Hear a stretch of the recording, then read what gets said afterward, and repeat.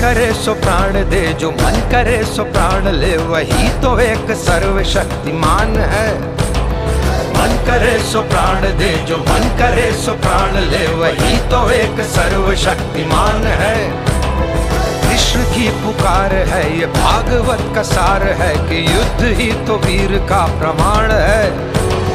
कौरवों की भीड़ हो या पांडवों का नीड़ हो, जो लड़ सका है वो ही तो महान है।